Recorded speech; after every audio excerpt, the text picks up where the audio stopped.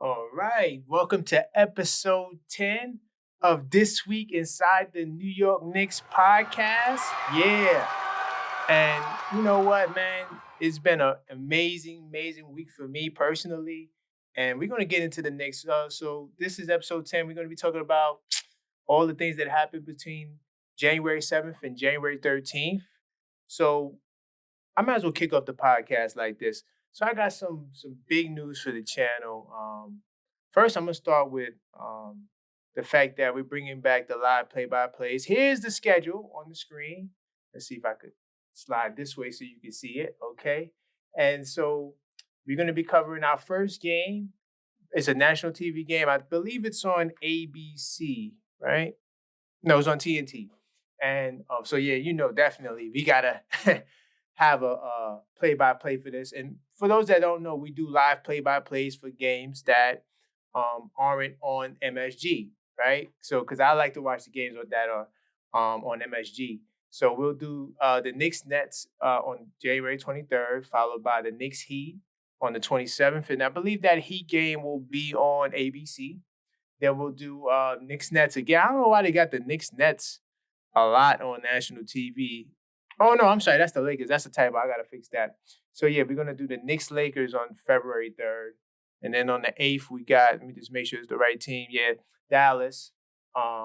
So yeah, these are the next four games, and then I'll keep you guys abreast as to what's going on. I'll probably create a flyer, put it in the community section, post it on the Facebooks and all those things. So definitely, if you want to watch the games with me, instead of listening to TNT and all these guys, brutalize the Knicks because they don't really care about the Knicks like that. They do a good job covering teams. Like I said, if you're the Lakers, if you're Memphis, Memphis if Memphis were healthy, Boston, Milwaukee, those teams get the just due. The Knicks don't. So that's why we're gonna do those. So then, but I also got some more news. So now a lot of you guys may know I do some commentary for House Call Sports. So I'm gonna continue doing that content shorts and sports shows. You can subscribe to House Call Sports on all platforms. But I've also created another partnership with Dagger Squads, and I will be doing a sports show on this channel. Now, this channel is not a sports channel. They talk about various topics, but I will be talking about sports, not just the Knicks. I cover the Knicks on this channel, but I'm, pretty familiar with the NBA, boxing, a little bit of football, a little bit of college basketball, things of that nature. So I will be talking sports on this channel, Dagger Squad Sports. I'll be covering all of the main, major stuff that happens. So if you want to talk to me about some other things, definitely subscribe to Brother Garfield Pass on podcast, so you can catch me out Thursdays at 6 p.m. And we're going to be doing our first live this Thursday. And then I also got Flyer Me on there too. So definitely check it out. That's going to be huge. So those are some announcements, Big up to myself. You definitely making a difference. Now, this podcast, we're going to be talking about the Knicks. So salute to you if you're here to watch me talk about the Knicks. This show is dedicated to documenting the Knicks 365, 7 days a week. You give me 50 minutes, I give you the Knicks. So each episode we'll talk about each week that has happened. And you can always look back, come to this podcast to figure out what's going on with these Knicks and in this time in history. You could also check out the website, www.theobjectiveknicksfan.com. I will have the notes listed up there. And if you need to get in contact with me for anything, you can send me an email at info@theobjectiveknicksfan.com. So, a couple of things regarding Knicks stuff outside of the announcement. I do want to give a shout out to Jalen Brunson. He did his thing. He was elected to his second Player of the Week. I believe he and Joel Embiid are the only two guys that have multiple Players of the Weeks. So salute to him. Also, I want to give a salute to Taj Gibson, man. The Knicks cut him. He was a guy, that was a part of the Knicks. He was important. He was definitely an important piece in terms of just giving a lot of leadership, guidance to the young guys off the bench. Tom Thibodeau says he loves Taj Gibson. He would love to have him on the coaching staff. So, big up to Taj. Definitely, having the ability to have a job, at working with Coach Thibs at least.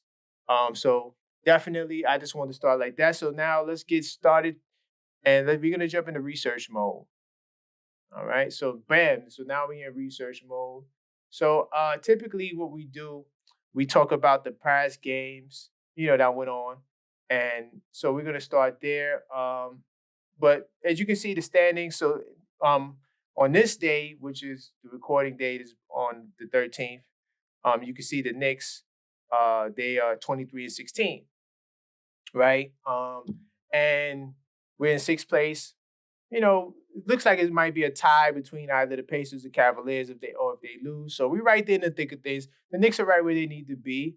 We're getting ready to go on a big homestand where the next 12 out of 14 games will be at home. So I expect the Knicks to continue to rise. And then you want to look at some of the stats and rankings, so at this point in time, the Knicks, they are 13th in defensive rating. I have it highlighted here. And then ninth in offensive rating, right? So, big up to the Knicks trying to make these improvements. We'll monitor the rankings and the stats. I mean, let's see. Knicks are a great rebound team as always. They're top 5 in rebounds. So that's where we are. We'll measure these things as the season progresses. So the first game we'll jump into this Memphis game. Now, this Memphis game was crazy. Every key statistic or thing you thought was a key to victory definitely got thrown out the window because the Memphis Grizzlies, as you can see on the screen, they had a bunch of players a lot of people never heard of before. It doesn't mean that they're bad players. It's just that these guys were on the bench. The entire starting lineup for Memphis was out. Adams, Jackson, Bain, Ja Moran, all of the guys that, are the key to the Memphis Grizzlies' success, they were out this game. And, they had this guy off the bench named G.G. Jackson. I thought he was pretty impressive. Definitely, this kid is someone I'm going to keep an eye on. He put on the show. He had 20 off the bench. And the thing about this game, because there's no starters on the floor for Memphis, there's no scouting report. How do you scout for some guys you've never really seen play in the time that they, played last night? Like, look at this. This kid Williams Jr. right here, he got 36 minutes, right? He normally doesn't get 36 minutes. I think they even said on the broadcast last night that if you averaged up all of these players' points per game, it was 31 points. So the Knicks were in for a game against a team that they'd never seen before. That's always the toughest game. So I didn't even do a game preview for this, nor did I do a review because I knew that it was just going to be one of them wacky games. And all I cared about was the Knicks pulling it out and getting the win. And then, of course, we didn't have Jalen Brunson and, of course, Mitchell Robinson was out. That's going to be our flagship topic. By the way, speaking of topics, I might as well just highlight some of the topics that we got. So we're going to be talking about the Grizzlies games, last week's games, of course. We might preview the Blazers game, but our flagship topic will be Mitchell Robinson, right, and his possible return. Julius Randle and his development in terms of controlling his anger and not getting fines. I'm gonna do a deep dive with that. We'll get into the power rankings and more, of course. So I just want to highlight the topics real quick as we continue. So, yeah, this game was one of the most sloppiest games ever. Now, when you don't have Jalen Brunson and the Knicks are a top team in terms of turning over the ball, as you can see, I got it up here. So when it comes to turnovers, the Knicks, they're in the middle. They're not a top team, but they only average 13.7 turnovers. You fast forward to the game here, they had 22 turnovers. So this game was an ugly game. And then, of course, people beating up Randle because he had 6 turnovers. Listen, man, the man was being triple teamed. And they played a little zone. And, it was an ugly game. OG, I like the way he finished the game. He started the game kind of rough. Wasn't really hitting the 3 ball. He went 1 of 4 from downtown. But it's the Josh Hart effect. And I like the fact that Knicks have a bunch of players on this team like that. When you're talking about Josh Hart, You're talking about Dante DiVincenzo. You're talking about Deuce McBride. Hell, I even throw Quentin Grimes in there. OG's a guy like that where if he's not scoring, it's not the end of the world, right? If he's not scoring, it's not the end of the world. So I just want to give OG a salute for finishing the game strong. And Randle 24 and 11 with 5 assists. Like I said, he was being triple teamed. Did shoot well. He shot 9 to 21. That's not bad. His 3-point shot was definitely off though, 1 for 6 from downtown because he was being triple teamed. Come on. So yeah, this game was one of those games where you throw out any type of report or anything. You just hope that you get to win. And then Deuce, of course, with the 19 points. Deuce was impressive, man. And I talked about this on the last podcast. I hate to toot my own horn, but I kind of know what I'm talking about. I said that Jalen Brunson, his minutes, don't be too concerned about that. Even if he gets hurt, as he did, he got hurt, even though it's not a major injury, he probably will play the next game against, I'm sorry, I had Blazers game previews, Orlando game preview. See, listen, man, I'm a one-man show. Sometimes I make mistakes, but yeah, maybe he might play against Orlando. I think he will because that's a personal game. Orlando got us, so he's going to have to come back. But in terms of getting back to the minutes, this is why I said it's not going to be a big deal, even if he has to miss a couple of games, because you have Dante and then Deuce is stepping up into the role. But I'm going to tell you the one guy, right? The one guy, and I highlighted him last week too, was Malachi Flynn. I think this kid has game, right? I think this kid has game. Of course, you can't see it from the numbers, right? He's a young player. It's not a stat sheet thing. It's what happened. And what I took notice from him was that game against the Knicks when he had 10 points. I was like, yo, he was making some nice plays defense. A team player, looks to get his guys involved, takes smart shots, has some nice drives to the basket. I mean, he had 9 points in 10 minutes, 3 assists, and of course 3 fouls. But I think that he played really well. He was kind of a spark plug because Memphis was playing the Knicks pretty tough early on in the game, even having a lead. Memphis was up at halftime and at the end of the first quarter. So I just want to give a salute to Malachi Flynn, and he had a solid performance. I think I would like to see more from him. I know Deuce is the backup point guard. He's not in question for that, but at the same time, I would like to see Malachi Flynn get a little bit more run. Let's see. Oh, another big salute. I want to give a round of applause. To Coach Thibs for his 500 victory. Salute to Thibs. He's definitely doing the thing. He's somebody who, I don't know why he gets as much hate as he does from the New York Knicks fans, but he's one of the best coaches in Knicks history. I mean, he's top 5 in coach wins. So he's just a good basketball mind. I mean, I remember the first season he came to the Knicks. Everything was just, you could tell that he has a good grasp of how to manage a team. And he literally took that Knicks team to a whole nother gear and a whole nother level. And some people feel like this is his ceiling, like we can't get beyond this. I think that it's all in what your personnel does more so than the coach. I mean, because we see it with definitely salute to Bill Belichick, even though I hate the Patriots, but I'm not a man hater. So I want to give Bill Belichick a shout out. He's leaving the Patriots, but they celebrated the man because he helped them win a lot of championships, right? But what happened with Tom Brady when he left? The Patriots fell.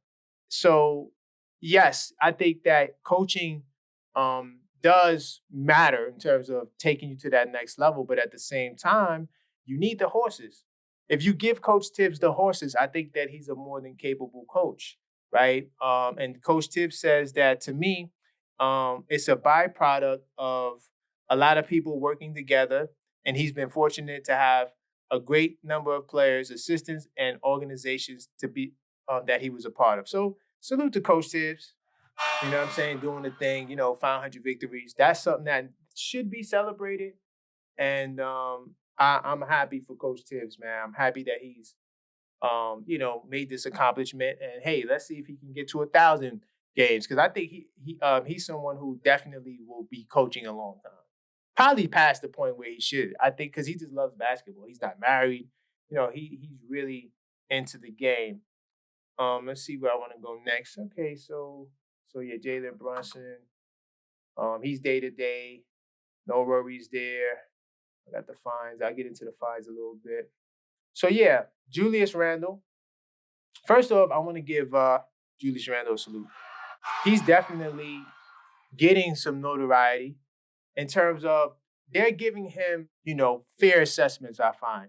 Because a lot of times, they was making a big deal about his anger, but Jokic and Luka are way more angry in terms of expressing themselves to the officials than Julius Randle ever could be.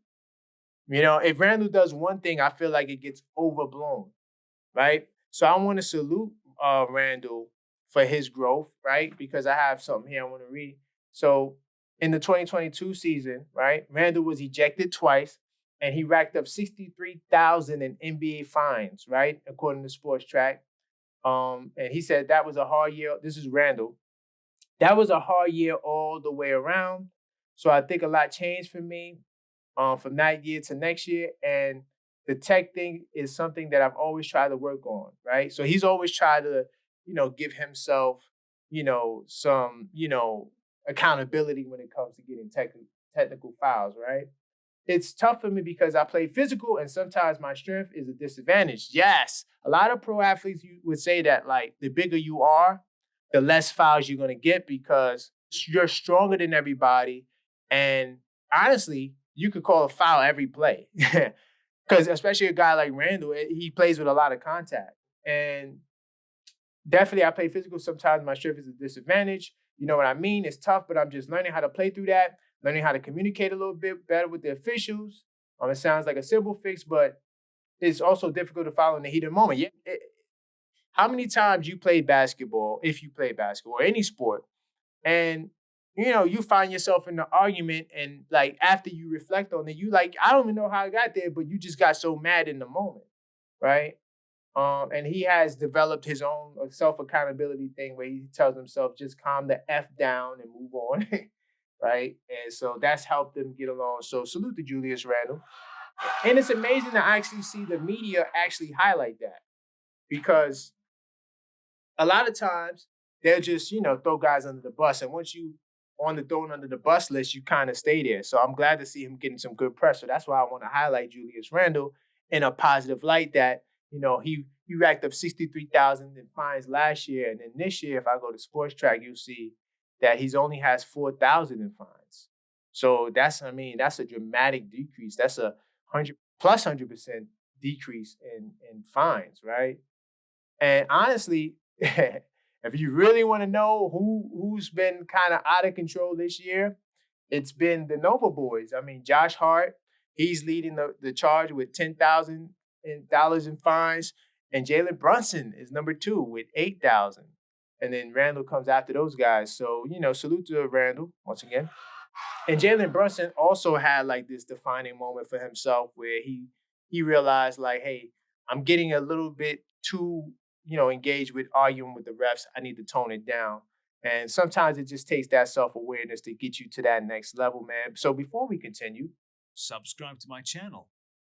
Definitely don't forget to subscribe. Don't forget to like this video and also subscribe to my channel. Yeah, don't forget to subscribe. Hit that like button. If you listening up to this point in the video, definitely I appreciate you. But, hit the like button, subscribe button, 5 stars, no matter where you're listening to this podcast.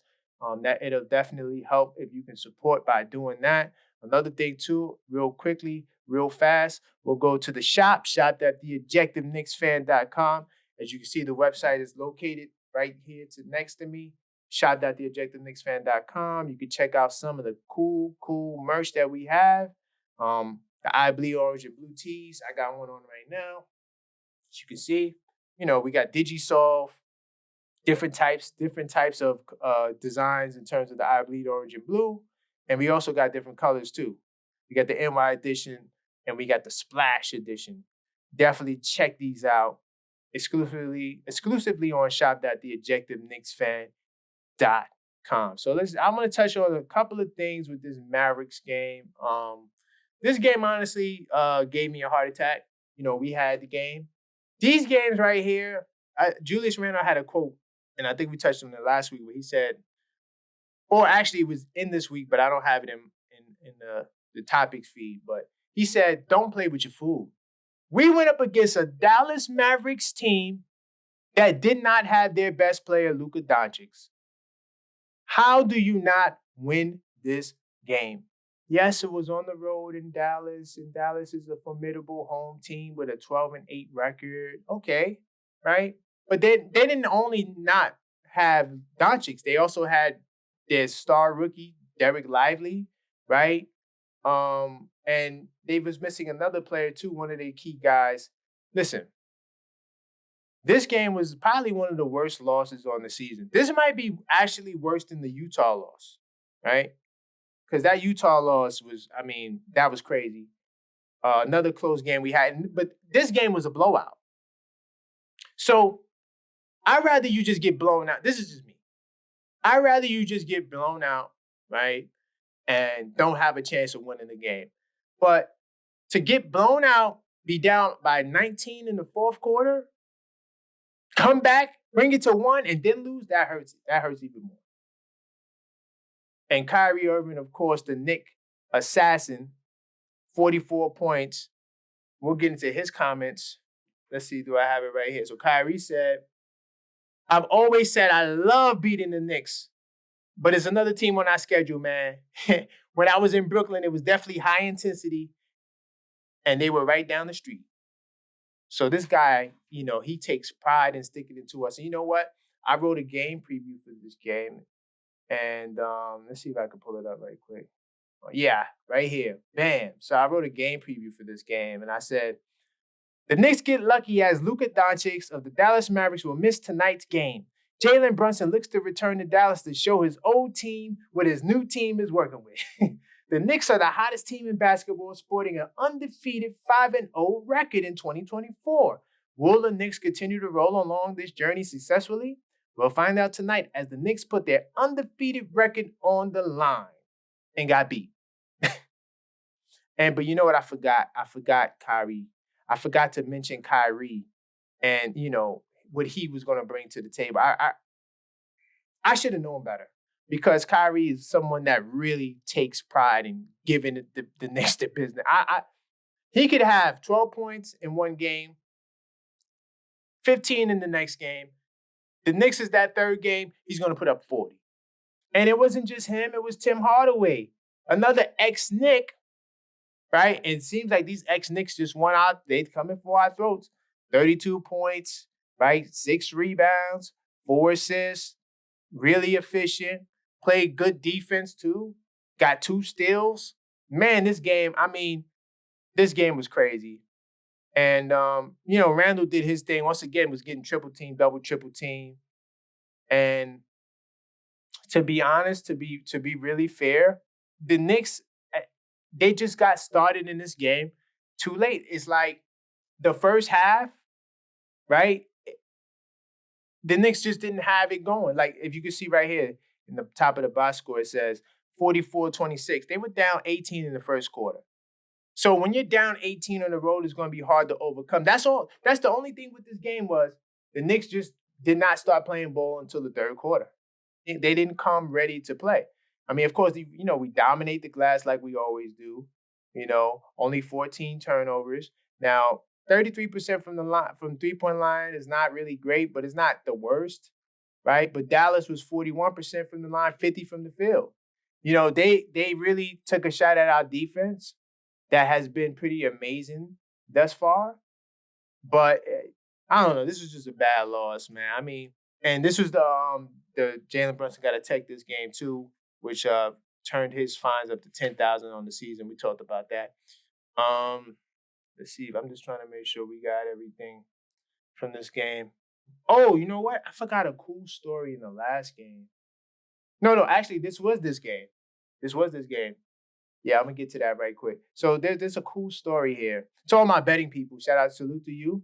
I kind of took a break from sports gambling, but, I'm thinking about doing a segment, Knicks prize picks, because I think I do a good job at picking that, and I think I might give you guys some Knicks prize picks on game days. Like, it might be, I'm going to show you an example right now. So So this was a parlay. Those those of you who don't know what a parlay is basically you making a bunch of picks, putting it into one bet. So you might say, let's say the Bulls is playing the Cavs. So you pick the Bulls to beat the Cavs, and then you pick Memphis on that same night to beat Dallas, right? And then you pick the Knicks to beat the Bucks. You put all those together, that's a parlay, right? So a fan on FanDuel Sportsbook, right? He did a crazy parlay. His parlay included Kyrie Irving for 40 points. Completely forgot about Kyrie when I did the game preview, because I just forgot that Kyrie is known for doing stuff like this. This is actually a really good bet. Kyrie 40 points. Then he picked. Now this is the crazy one. He picked Tim Hardaway to make 6 threes. I don't know where he got that from, but he made 6 threes. And Julius Randle made 2+ threes, right? That's actually a good bet. And then Brunson scoring 30 points. That's a crazy parlay. I mean, all of the picks do make sense, even the Jalen Brunson 30. But the Tim Hardaway 6 threes is crazy. So now with 11.1 seconds to go in the fourth, the Knicks guard, he was still 4 points short of the 30. And when Brunson decided to do was a bit stat padding, it was. He rushed up the court, he shot a floater and tried to draw a foul. And with no foul call, the shot put the Knicks within 4, right? Dante fouled Hardaway with 4 seconds left, sending him to the line for free throws, right? And the game should have been over. And so with Brunson sitting at 28 points, he going to get more shot off. He raced up the court and he got a layup. Yeah, that's funny. That's funny. I know if I was the fan watching the game, I was going crazy. And look, the parlay is right here, so you could visually see it. He bet $50 on this, and he got $10,000. Makes me want to get back into gambling. Salute to the fan. That's a cool story. I just wanted to make sure I touched the touchdown now. Let's see where we are right now. All right, we're going to jump into the flagship topic. Mitchell Robinson and his return. So earlier this week, right? The Knicks, they tried to get a hardship exemption for Mitchell Robinson, right? And the NBA denied them. And so the NBA said that the NBA doctors were unable to determine that Robinson will likely be out until mid-June, right? So if he was to be out until mid-June, the Knicks would have been able to get this exception. But there's a lot of rumors and reports saying that Mitchell Robinson can be back as soon as April. And that his rehab is going well, and definitely, his rehab is going well, and definitely he can make a comeback. And he underwent the surgery on December 8th against the Celtics, after getting the injury against the Celtics, and he was having an amazing season. So I do have a question, and I might even do a poll about this, because people were making a big deal about who's going to start between Hartenstein and Robinson. And I'm like, it don't matter who start. The way Hartenstein playing, it don't matter who start. And honestly, I don't think it would be a big deal for Robinson to come off the bench, at least until so let's say Mitch comes back. Let's say he's ready to go. I'm just throwing out a rough date. He's ready to go on the 4th of April. The Knicks play Sacramento Kings on the 4th of April, right? And now they got 1, 2, 3, about 7 games. And now you sit him for like 5 of those games, and then you start him the 6th game. So that way he has some experience going into the playoffs. What would be wrong with that? I mean, but what do you guys? I'm curious to know what you guys think. Let me know in the comments. What do you think about Mitchell Robinson possibly returning and possibly coming off the bench for Isaiah? It's a big. I don't see it as a big deal whether he starts, whether he comes off the bench. I do think that is interesting that the NBA denied the Knicks the money, even if Mitch is willing to come back at the end of the year. I mean, let's say he's not 100% and he re-injures himself. I mean, we could have used that money to get another big guy, or to get another center, right? Or to make a trade or to do something with the exception, right? I'm pretty sure you could trade the exception money, or use it in a trade, right? To get somebody like a Daniel Gafford. We'll get to that in a second. But I'm happy though. I think that if the NBA doctors did their own research, that means hey, and maybe the Knicks want to be a little, they want to disclose that information, like at a later time, So I think the NBA doctors came out and spoke a little prematurely, but I don't know. I will say this: if Mitchell Robinson does return, comes off the bench, starts whatever, he's just back to his form. I think the Knicks go to the Eastern Conference Finals. Yeah, and I think it would be. I don't care who we play. I don't care who. I'm not ducking the smoke. I got a video. I'm gonna talk about that. Kendrick Perkins said the Knicks are the second best team in the East. I don't know how. Kendrick Perkins. To be fair, Kendrick Perkins has been a supporter. He's been someone that's been keeping it real, telling people the Knicks are for real. It's just I just can't get the soundbite earlier in the season out my mind where he went off on a tirade talking about, hey, well, the Knicks, they need a star. They don't got a star. So if they don't got a star, they're just going to be second fiddle. But now they're the second best team in the East because they beat, I can't remember what team they played that night. I think it was the game against Philly. Yeah, it was a game against Philly where during that game, because I think that was a national TV game, they were talking about, oh yeah, the Knicks is the second best team. I'm like, come on, yo. It's a little fair weatherish to me. I've been consistent. I said the Knicks is the third seed in the East all season. I haven't moved from my position. I won't move from my position unless something crazy happens. Super bad trade, super bad injury. I'm not moving from my position, So let's move. Let's move. We hit the flagship topic. Definitely. If you're still watching the video, don't forget to like this video and also subscribe to my channel. Move forward to the next game. So a little bit of the Portland game kind of went as expected. 28-point blowout. Isaiah Hartenstein. By the way, I forgot to give him a shout out earlier too. Isaiah Hartenstein. He tied his career high rebound in the game against Memphis, I believe. Let's pull it up. I think he tied it. Yeah, he tied his career high in rebounds and his career high in offensive rebounds. This guy is playing amazing. That's why I say with him and Mitch together, it don't matter who starts, who comes off the bench. I mean, I think that they're a formidable duo of centers that I would like to see them play together. I didn't create that idea. Read it somewhere. Some writer, I can't remember the writer's name, but salute to that writer that said that put that out there. Actually, it wasn't a writer that put it out there. It was a question from a reporter. And Hartenstein responded that he would love to play with Mitch. So salute to that reporter, whoever that was, for getting that out of Hartenstein. And that's where that thought came from, of Hartenstein and Mitch playing together. I think you should play them together. Because no offense to he's solid. I would like to see him at the 4. But I mean, let's be realistic. When Mitch comes back, Precious is not going to be playing. He's not getting no time because they're going to go with Grimes and Hart, right, and OG, right. But I think they should do a 3-man rotation with bigs. I play Hartenstein and Mitch together. Coach, hey, Thibs said he wants to find more minutes for Hartenstein. That's the solution. Play them together, right? So in this Portland game, I mean, it was a beatdown. But this was OG's breakout performance.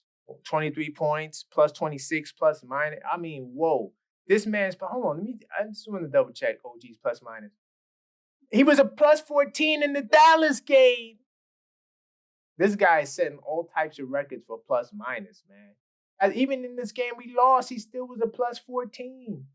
And I know plus minus is a team stat, but exactly. He's having a positive impact on the team and the lineups he's playing with. It's efficiency. That's why he's getting 39 minutes here, right? That's why he's getting, well, he only got 29, but this was a blowout. The Portland game was a blowout. So, everybody got rest this game. Jalen Brunson got that's probably a season low 26 minutes for Jalen Brunson. I could check that, but I wouldn't be surprised if that's a season low in minutes for Brunson. But yeah, this game was a blowout. So it doesn't really matter. But, I just want to give OG his props, man. Definitely want to give him his props. He's doing his thing. He's definitely doing his thing. And I honestly want to see him continue his play. Let's see what I got here. Yeah, I mean, they were giving him a lot of praise. And yeah, salute to OG. Salute to OG. So I mean, that's all for this Portland game. I mean, Grant had a solid game. I feel like the defense on Randle was pretty good. I mean, Randle didn't have the greatest shooting from the field. They trapped him and they tried to get the ball out of his hands. But Randle, 8 assists. Randle is getting better at playing through double teams and now triple teams and making that pass. I think the last game when he had this with the 6 turnovers. Hey, that game was just one of those games you throw out all the keys. This game, he just didn't shoot well from the field. Yeah, Brunson also didn't shoot well from the field, but it didn't matter. Didn't matter in the greater scheme of things. Deuce had another good game, 16. And Grimes also had a good game this game, 17. So the way Deuce McBride is playing, man, I don't know if I'll be mad if the Knicks don't make a trade. I don't know how mad I would be. I think Deuce can hold it down. I think that if you're not comfortable with Precious, because the other night Precious only played, this was against the Grizzlies. He only played 6 minutes. So I think that if you're not really big on Precious, I think maybe you get a big guy, and there's a big guy we're gonna get to it who I think the Knicks should consider when we get into rumors. But we're moving good on time. We could do a little Magic preview. So Magic preview. Brunson's game to game, but look at all these guys for the Magic. Could you imagine if all these guys sat out? I doubt it. But if Carter, Wagner, Harris, Fultz, Ingles, well, I don't think Fultz played the last game either, but that we played them. But matter of fact, we could pull it up right now. Pull it up right now. I don't think he played, but if all those guys sit out, that game would still be a tough game. It'll be like last night times 2. Yes, Fultz didn't play the first game. He was definitely hurt. But I don't know. I don't know. I don't know what to expect this game against Orlando if all these guys are out. If all these guys are there, I think the Knicks should be up for the task. I think Brunson's going to play. And I think that we're going to get the payback. I think we're going to get payback because, they beat us that first game. And, this time in the Garden, little home cooking. I think this will be the beginning of the home cooking. You know what? I'm going to give myself some crow, too, because I was like how the Knicks were going to go on this 10-game winning streak. I was like being really optimistic. I said, yeah, because the only tough games we had was actually Dallas was the game we lost. Memphis, but that was before Ja was hurt. I don't think Ja was hurt for the season when I made the statement. And then I was like, yeah, we're going to beat Orlando. We're going to beat Houston. We're going to beat Washington. And then Toronto going into Toronto on a 10-game winning streak and playing against Quickley and RJ. But we could still win 9. We could go 9-1, right? We could still do that, which would still be impressive. And that game is just going to be really highly anticipated. But this game is an Eastern Conference defining game for us. And I think that we'll be able to get it done. If you look at the standings, you'll see – look at the standings, right? You'll see that the Magic kind of fell out the top 6. I thought the Magic were legit, but they kind of fell out of the top 6. I mean, this is forever. This is very fluid. It could change at any moment, so you can't really read too much into this. But when you look at the differential, they're only plus 0.9. We're plus 4, which is like, 4th in the East. Phillies is high. I mean, their strength of schedule was kind of weak early on, as you can see. Like now they're kind of Philly fell back to the pack where we are, right? They're only 2 games ahead of us, game and a half ahead of the Pacers. So Philly sort of fell from the top 2. Honestly, Boston is kind of like making their own tier in the standings at 30-9, and I knew that. I told you guys Boston was going to be the regular season dream, and they actually exceeded my expectations. I think they have the highest differential in the league. Yeah, they do. So they're for real. And point differential matters. I think point differential is probably the second most important standing stat behind wins. Because if you have a high differential, that means you're convincingly beating teams. And then you combine it with strength of schedule, and that also gives you a bigger picture. Now, let's see. We can jump into power rankings. right? So power rankings, we forgot to cover power rankings last week, but that's okay. So Celtics is still number one. They've been number one for the longest. I don't think they show the history, but yeah, Celtics have definitely been number one for the longest. I wouldn't be surprised if it was for the whole season. So we're gonna scroll down to the Knicks. Look how the Clippers crept their way up here. Man, I remember when the Clippers was in the bottom 10. So Philly dropped from 6. See, Philly's falling.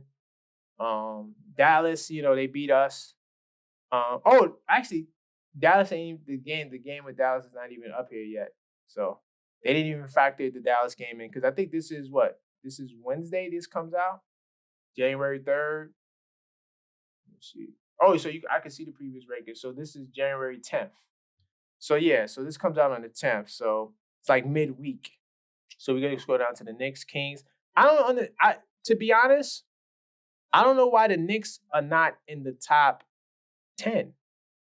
Like we beat the Heat. I know it don't work like that. You can drop from your position or by 4 or 5 spots, but you can't just say, "Oh yeah, I'm gonna move a team up." Like it's from your position. It's from your ranking. You slide from your ranking versus I beat this team, so let me take their spot on the list, right? So my logic would be, we beat the Heat and had a better run than the Heat recently, so we should move up higher than the Heat. That's not how the power rankings work. It's from your position, right?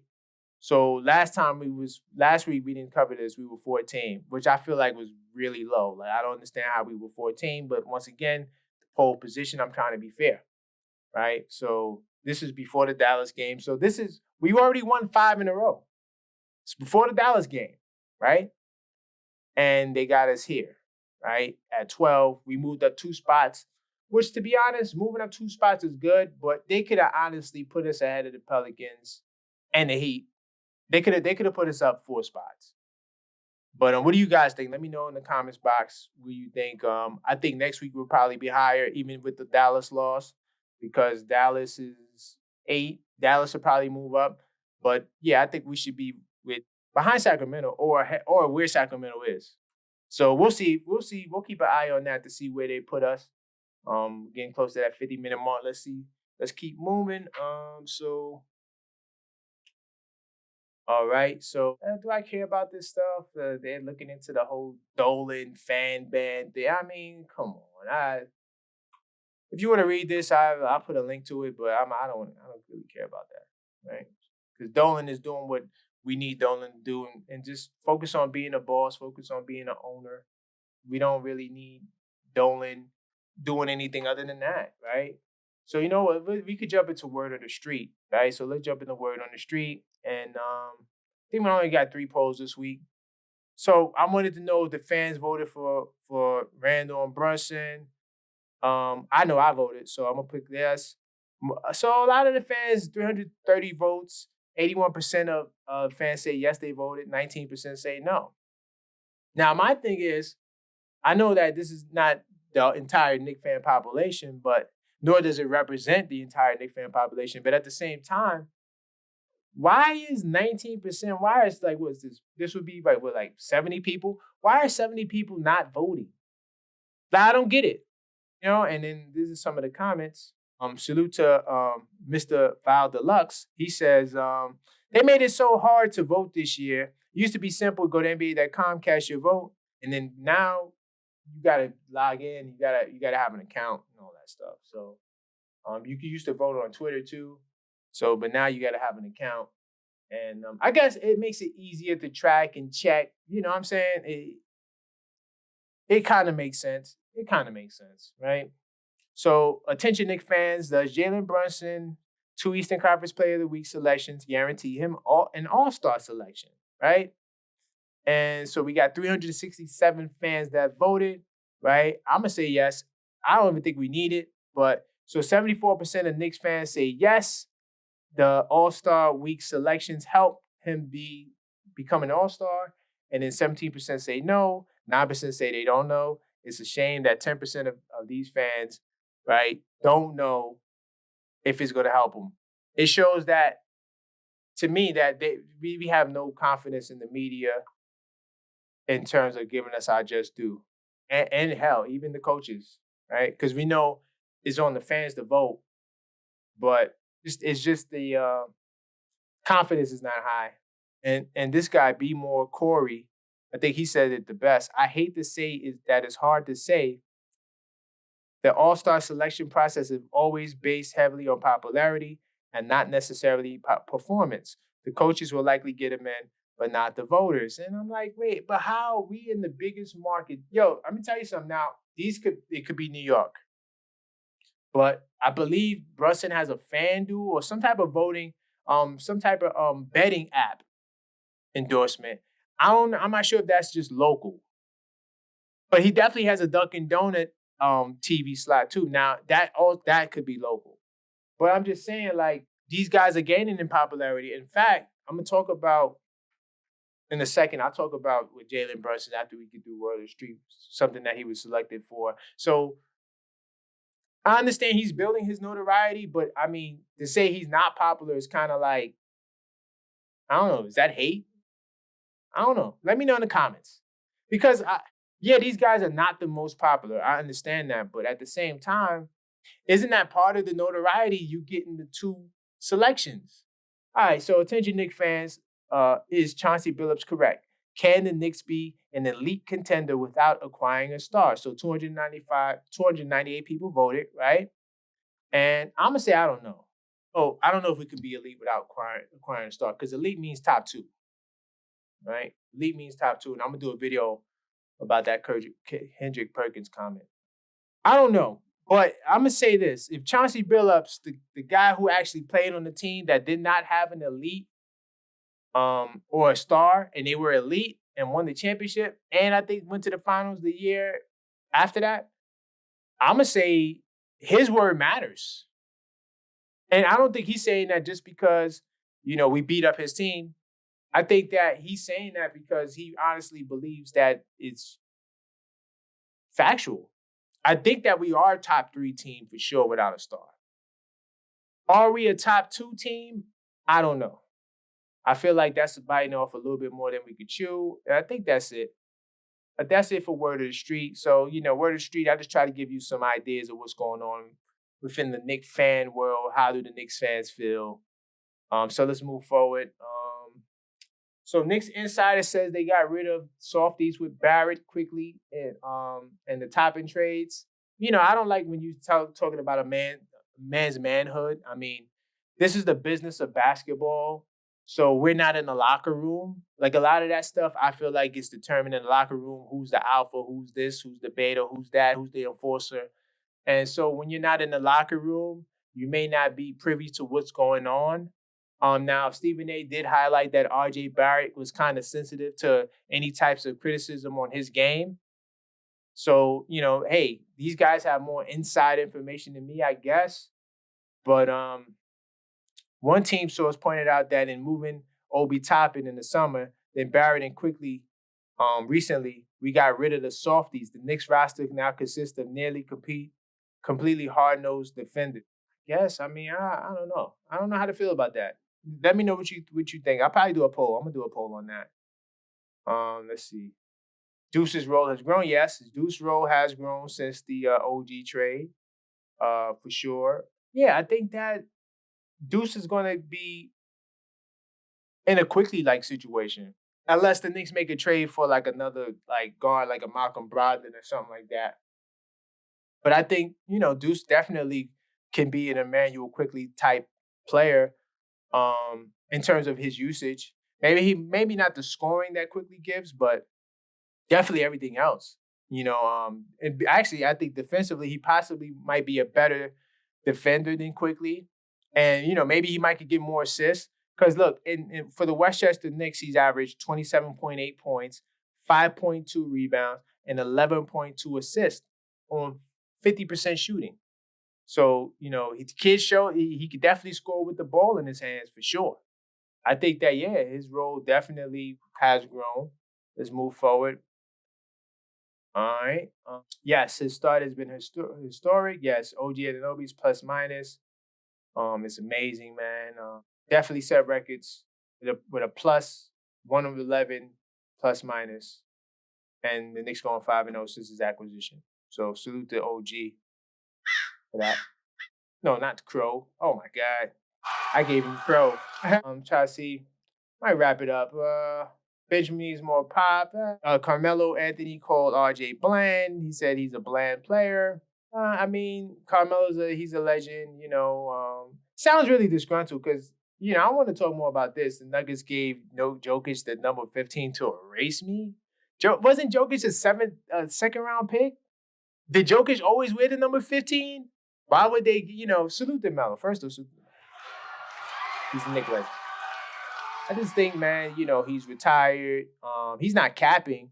He's saying how he feels, but he's just being unfiltered. I think when you get to a level of, legacy and stardom that Melo has gotten to, shoot, you can say whatever the world you want. Who are you to criticize this man into how he feels, right? I just think that it's a hard shot. It was a hard shot on RJ. Right. And then this will be the last story. This is what I really want to get to. Jalen Brunson was featured in Pastor Rock. It's basically will take fans behind the scenes into the lives of some of the game's rising stars, exclusive commentary for each player as they navigate the season, capturing everything from their on-court goals to how they prepare for games. So salute to Jalen Brunson, the guy who has no notoriety. If he has no notoriety, why is he selected amongst some of the other young stars such as Paolo, Anthony Evers, Tyrese Halliburton, Chet, Jaren Jackson, Wemby, and Maxey? Why is he selected amongst those guys? He must have some sort of value, right? And I think that's it, man. So, and there was rumors about a Daniel Gafford. Just to cap it with this.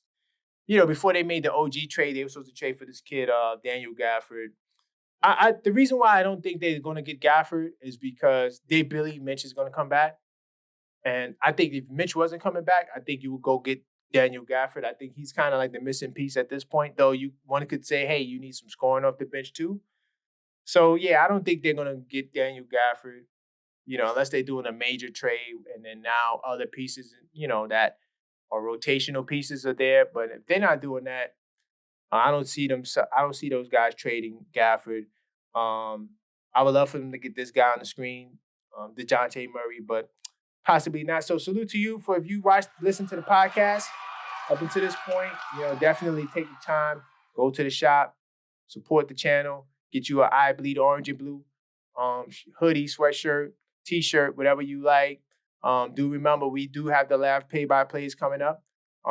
January 23rd, tune in at 7:30 p.m. Eastern Standard Time. We will be watching the Knicks and Nets game together. I will be doing the commentary. You watch the TV on mute. I watch the TV on mute, and we have a conversation together while we watch the game. Let's see. I also got Dagger Squad Sports coming this Thursday, 6 p.m. Subscribe to the Brother Garfield podcast to check it out. And also, Level-Headed Knicks Talks will be coming back this week because I'm doing the live show on Thursday with Brother Garfield podcast. I might move Level-Headed Knicks Talk to Wednesdays. So definitely look out for Level-Headed Knicks Talk. More than likely this Wednesday morning around noon, 11 a.m. to noon. And that's all for this video. So until next time, let's go Knicks!